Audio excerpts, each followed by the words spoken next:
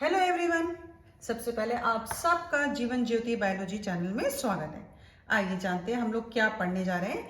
आज के इस टॉपिक में हम लोग पढ़ेंगे सेम का प्लांट और सेम का फ्लावर, क्योंकि वो क्लास 11th के प्रैक्टिकल वर्क में और फैमिली के डिस्क्रिप्शन में। आइए फ्लावर की शक्ल देख लेते हैं। ये देखिए, ये आपका सेम का फ्लावर है। बेसिकली जब प्रैक्टिकल का टाइम आता है ना, तो ये सेम का फ्लावर ही आपको प्रैक्टिकल के टाइम में सेमी बोटानिकल टर्म में दिखाई पड़ता है। और वैसे तो पाइजम सटाइवम है आपके सिलेबस के अंदर, लेकिन इस समय हम जिस प्लांट का डिस्कशन करने जा रहे हैं वो है सेम, जिसको हम बोटानिकली डॉलिकॉस लबलब के नाम से जानते हैं। आइए सबसे पहले देखते हैं फैमिली कौन सी है। तो भाई फैमिली हमारी लेग्यूमिनोसी हो गई। ए फैमिली 3 सब फैमिलीज में बटी हुई है ना, लेकिन यहाँ पे हम जिस सब फैमिली की बात करने जा रहे हैं, ये नंबर ए डाल लिया हमने, वो सब फैमिली हो गई पैपिलियोनेटी। ये पैपिलियोनेटी, पैपिलियोनेटी का दूसरा नाम है फेबेसी, हमने लिख के रखा हुआ है फेबेसी। अब फ्लावर का डिस्क्रिप्शन, यानी कि फ्लावर कैसा दिखाई देता है।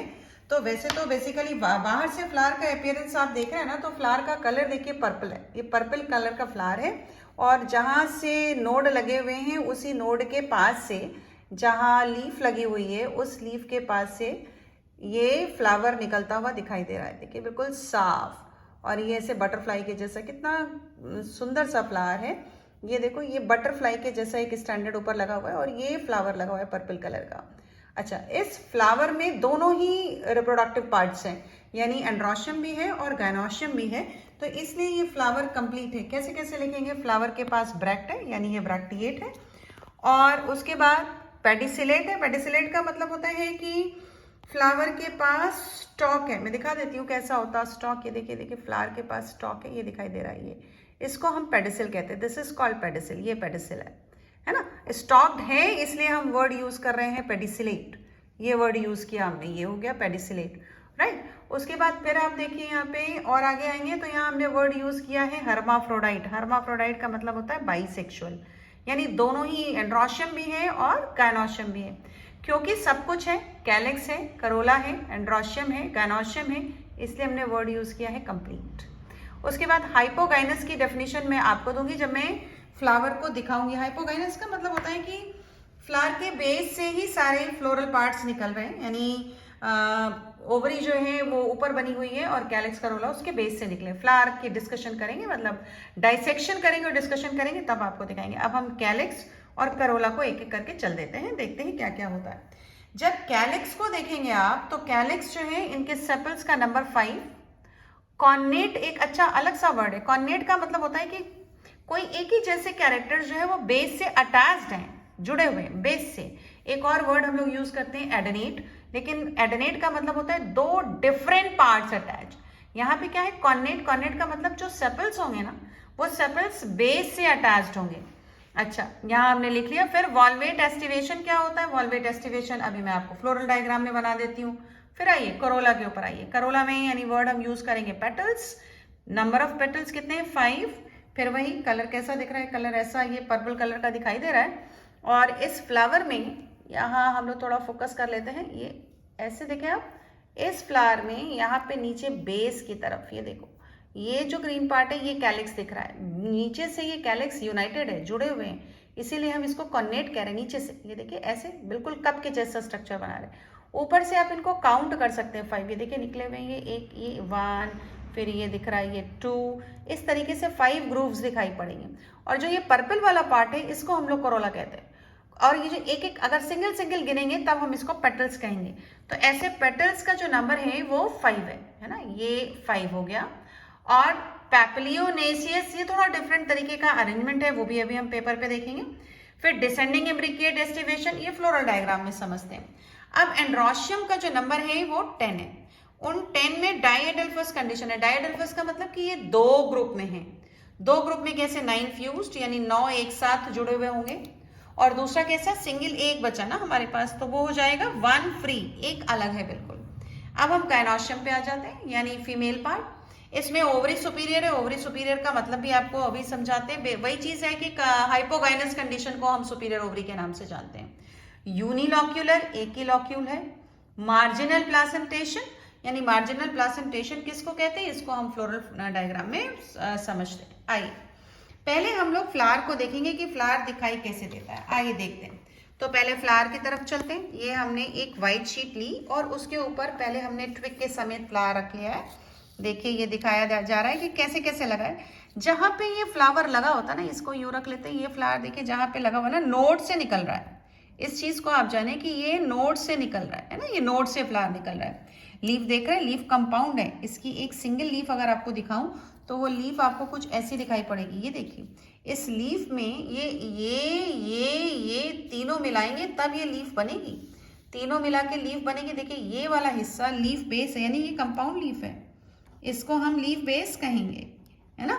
और जो ये जो लीफ है ना, इसके पास भी देखिए जैसे फ्लावर में ब्रैक्ट होता है तो इसके पास भी एक ये हेयर के जैसा स्ट्रक्चर निकल रहा है। इस हेयर के जैसे स्ट्रक्चर को इसे थोड़ा नीचे करें क्योंकि वहां हमें फ्लावर डिस्क्राइब करना है। तो इस हेयर के जैसे स्ट्रक्चर को यहाँ पे हम लोग स्टिप्यूल कहते हैं। ये जो पार्ट है ना, इसको हम लोग स्टिप्यूल कहते हैं। ये STIPULE, यानी ये लीफ स्टिपुलेट है।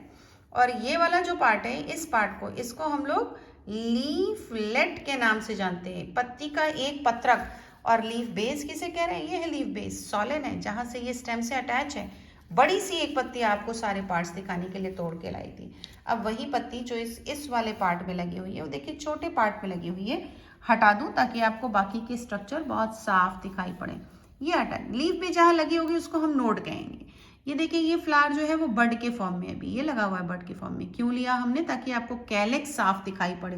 कैलिक्स साफ दिखाई पड़ेगा मतलब देखिए कितना ये इसमें कैलिक्स में ये उभार दिख रहा है। यहाँ पे ये 1, फिर ये 2, फिर 3, इस तरीके से 2 पीछे होंगे, है ना।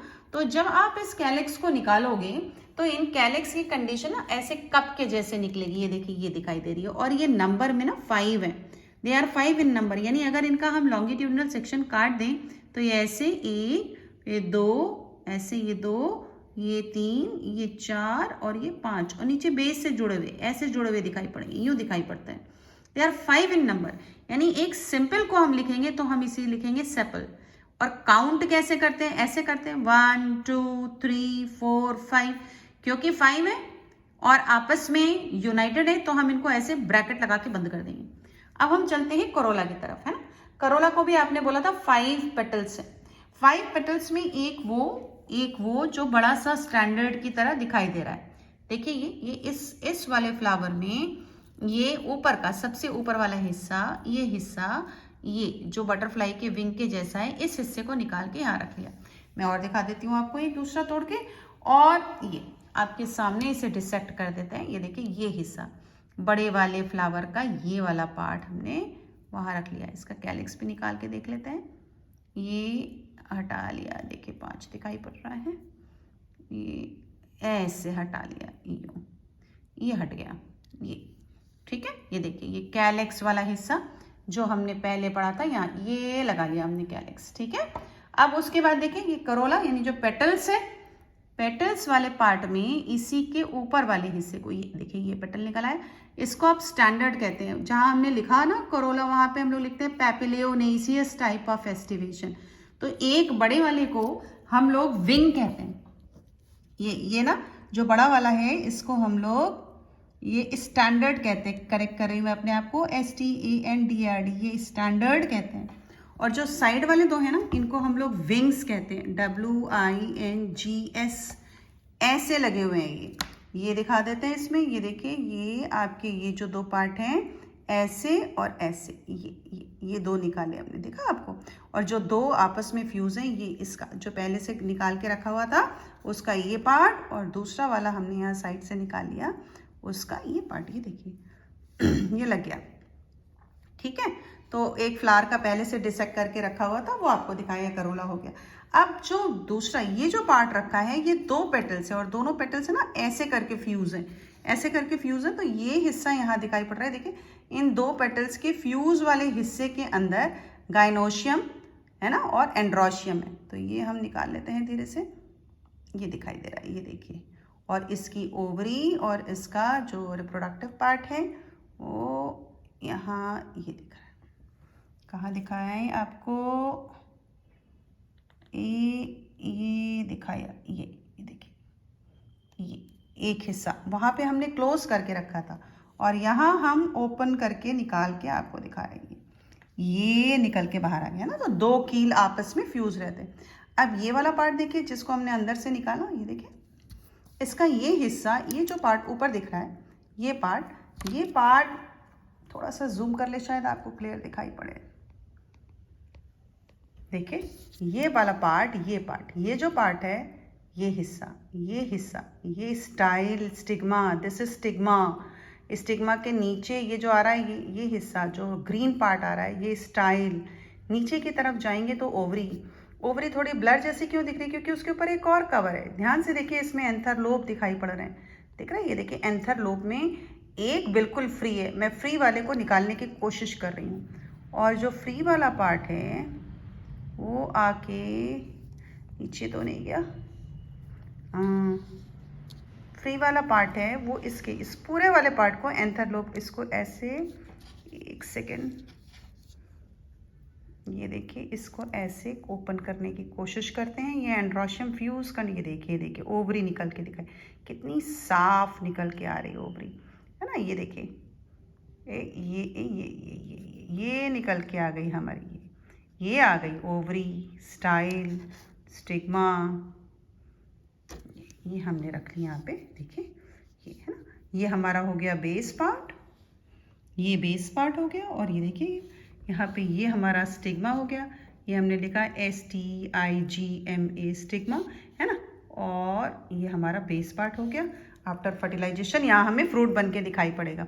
अब ये आ जाइए एंड्रोशियम का हिस्सा, यहाँ से उठा लेते हैं, यहाँ ले आते हैं नीचे, ठीक है? इस एंड्रोशियम में क्या है, 9 एंड्रोशियम आपस में फ्यूज है। तो जो आपस में फ्यूज है, आप देख रहे हैं नीचे बेस से ये अटैच्ड हैं, और ये एक का एक जो है वो एक ग्रुप के जैसा दिखाई दे रहा है, यानी 9 फ्यूज्ड होंगे और +1 फ्री होगा, राइट? तो टोटल हमें 10 एंड्रोशियम दिखाई पड़ेंगे। ये एंथर लोब हो गए और ये नीचे फिलामेंट हो गया। अब इसका जब फर्टिलाइजेशन होगा, तो अब आप इस वाले फ्लावर में ध्यान से देखिए, जब फर्टिलाइजेशन हो जाता है तो जो फ्रूट बनता है वो ये फ्रूट दिखाई पड़ रहा है, ये देखिए, ये है ना, ये सेम है ना, जहाँ से लिया वहाँ पे ये थोड़ी विल्टिंग हो गई है इसमें। ये देखिए आफ्टर फर्टिलाइजेशन सेम बननी शुरू हो गई, वही सेम है जिसको आप मार्केट से खरीद के शॉपिंग करके लाते हो, घर में सब्जी बनाकर खाते हैं। ये लगे हुए हैं। देखिए इस वाले पार्ट का जब आप सेक्शन काटते हो, इसका जब सेक्शन काटते हो, यूँ जब सेक्शन काटते हो, तो इसके अंदर का सेक्शन ऐसे मिलता है, और इस कार्पल के अंदर एक जगह पर यहाँ पे ऐसे एक सीड लगा हुआ है, ठीक है? तो एक कार्पल है ना यहाँ पे, तो इसलिए हम वर्ड यूज करते हैं मोनो, MONO, मोनो, CARPELLARY, ठीक है? और ये जो सीड आप खा रहे हो, तो फर्टिलाइजेशन हो गया, तो सीड किससे बनेगा? ओव्यूल से। तो ये हो गया ओव्यूल, जो बाद में बनाएगा सीड, ठीक है? तो फ्रूट बन के आपका तैयार है, और इस तरीके के फ्रूट को हम लोग लेग्यूम वर्ड को यूज करते हैं। अब आप फ्लोरल फॉर्मूले पे आ जाओ और फ्लोरल डायग्राम पे आ जाओ। फ्लोरल डायग्राम को देखने के लिए अब आप पहचानते हैं कैसे कैसे, पहले भी एक आध वीडियो में बता चुकी हूँ। सबसे पहले ये हटा लेते हैं, सबसे पहले टॉप पे एक डॉट बनाते हैं, इसको हम लोग मदर एक्सिस के नाम से जानते हैं। तो ये हो गई मदर एक्सिस, MA लिख देते हैं यहाँ पे। सबसे बाहर वाला वर्ड, जो बाहर का जो घेरा है, जो चक्कर है, जो बॉल है ना, उसके लिए हम लोग वर्ड यूज करते हैं कैलिक्स, CALYX, ये है कैलिक्स। उसके अंदर वाला जो बॉल है उसको हम कहते हैं करोला, COROLLA, करोला, ठीक है? अब उसके अंदर है एंड्रोशियम, एक फ्री था तो उसको अलग बना दिया, है ना? और ये 1 2 3 4 5 6 7 8 9 फ्यूज है, इसलिए इस तरीके की लाइन बना के ऐड कर दिया उसको, है ना? तो 2 बंच में है, एक ये अलग है और ये अलग है, इसलिए हम इसको कहते हैं डाई एडल्फस। गायनोशियम जो अभी आपको समझाया, सिंगल कार्पल, ओव्यूल मार्जिन पे लगा है, इसलिए मार्जिनल प्लासेंटेशन। अच्छा, अब जरा ध्यान से देखिए, आपको हमने बताया कि बेटा भाई कैलिक्स जो है वो कॉन्नेट होता है ना, और गैमो यानी ये यूनाइटेड कर रखा है। ये वाला जो साइन है इसको हम यूनाइटेड बनाते हैं। फ्लावर ब्रैक्टिएट है, तो ये जो हिस्सा बनाया हुआ है ये ब्रैक्ट है, BRACT लिख लेते हैं, ये ब्रैक्ट हो गया, ठीक? और जो स्पेशल तरीके का करोला पाया जा रहा था, तो जो सबसे बड़ा वाला बनाया था, देखो स्टैंडर्ड, उसका साइज भी बड़ा है, उसके दोनों मार्जिन बाहर की तरफ रहते हैं, इसलिए ये मार्जिन बाहर है और ये मार्जिन भी बाहर है। देखो ये इधर बाहर है और ये इधर बाहर है। और नीचे आ जाइए आप, साइड में जो विंग्स लगे थे ना, विंग्स का मतलब समझ रहे हैं आप हम लोग किसकी बात कर रहे हैं? विंग्स का मतलब हम लोग इस